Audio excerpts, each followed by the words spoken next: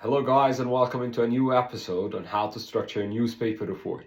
Today's session will be divided into 3 parts. Part number 1, what's meant by a newspaper report and the features of the newspaper report. Part number 2 will be how to structure a newspaper report step by step. Part number 3 will provide you with a sample applying the steps that we learned. So go grab your pen and paper and get ready for today's session. First of all, let's start with the features of the newspaper report. You can find so many features for the newspaper report. First of all, headline. And this acts as the title for the newspaper report, but we call it headline. The headline must be catchy and snappy. After the headline, you write the byline, which is who wrote this report. Number 2 is byline and dateline. From their name, byline is the person who wrote this article or this report. Dateline, when was this report published? Number 3, introduction, that introduces the 4 W's. Some people prefer to introduce 5 W's, but I prefer to introduce the 4. Who, what, where, and when. Number 4, third person is mostly used. Number 5,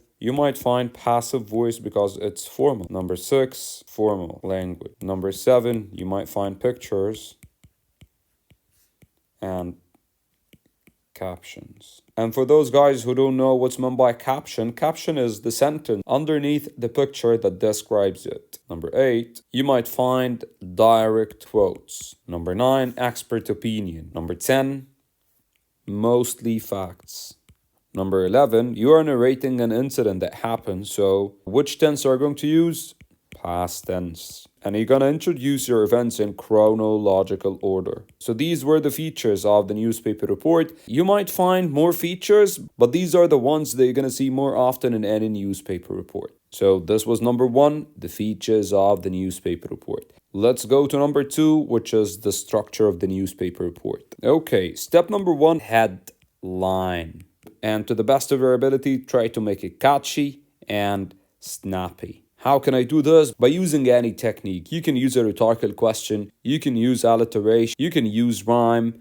So to the best of your ability, try to make your title catchy and snappy. Remember guys, you're publishing this writing in a newspaper. So there are a hell of other reports published in that newspaper. So what will grab the reader's attention to read yours instead of reading the rest? It's the headline. All right, after the headline, it's the byline, and here you're going to write down your name and then the date line. Where did you publish this article or this report? You can write it on the right-hand side or underneath the byline. After that, the introduction. The introduction, guys, will be 1 paragraph, and in this 1 paragraph, you will introduce the 4 W's, as I said. The who, what, where, and when. Who was involved, what happened, where did it happen, when did it happen? And to the best of your ability, guys, try to do it in a reporting style. What's meant by reporting style? Like, for example, do not say, a boy was crossing the road with his mom, the sun was shining.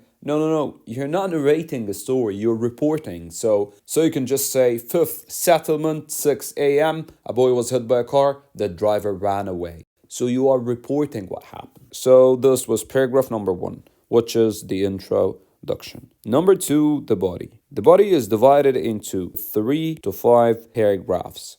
So in these 3 to 5 body paragraphs, you will provide more details about the event you're reporting. In particular, you will answer the how and why. This is why I preferred not to introduce them in the intro, to find something to talk about in the body. And remember, guys, while doing so, you need to do it in chronological order, using past tense, and in each body paragraph, you need to include the following: quote from an eyewitness and an expert opinion. So these were the body paragraphs. The last step will be my conclusion. What am I going to do in this conclusion? As any other conclusion, I will sum up the events, and here I'll include any future development. Someone might ask me, Mr., how can I include a future development? What does this mean? Future development, guys, is any development that will happen. Let me give you an example to clarify. Let's say that we were talking about a bank that had been robbed. So you can say the manager of the bank decided to update the surveillance system or to implement more cameras in the building to avoid this problem from happening again. So this is an example for any future development. All right, so the conclusion is divided into 2 parts: sum up and include any future development. So these were all the steps that you need to follow to structure a newspaper report. Now let's see how to apply these steps. Step number 3, which is applying what we learned. First of all, here guys, this is the headline. Let's analyze this headline. Here, all the initials are capitalized,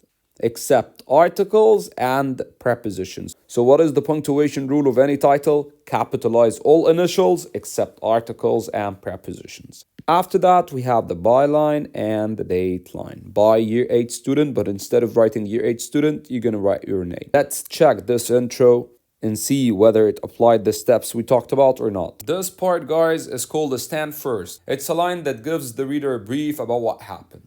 I know that we did not introduce it in the steps. It's not that important. If you'd like to introduce it, do it. If not, it's fine. If you analyze the introduction, you'll find that the 4 W's will answer the who, the what, the where, and the when. And it was done in a reporting style. The incident occurred at Greenfield International School last Thursday at approximately 1:15 p.m. when the fire alarm was triggered during lunchtime, causing confusion and concern among students and teachers across the campus. So the 4 W's here were answered in a reporting style. I want you guys to pause the screen and check the structure of each and every body paragraph. You'll find everything we mentioned and how to structure reflected here in this sample. In the body paragraphs here, guys, the author provided more details. He answered the how and the why, and he included quotes in each and every body paragraph. Also, he used sentence starters at the very beginning. At the beginning of each and every paragraph, you'll find quotes from eyewitnesses and from expert opinions. Here we go, said Sarah Ahmed, and then the science teacher. So eyewitness, expert, eyewitness, expert. So this is what you need to do. Also, guys, it's preferable if you can use sentence starters, like the ones highlighted in yellow. The last part of the newspaper report was the conclusion. If you check this conclusion, you'll find that the author here used inappropriate signposting words like in conclusion to show the reader that this is the conclusion. Of course, guys, you're not going to write down these subheadings. The fire alarm incident caused brief disruption but highlighted the school's strong safety measures. So here the author summed up the whole writing. And then he included a future development. This was the future development. The school has announced that further staff training and improved lab ventilation procedures will be introduced to prevent similar incidents in the future. So this is a future development.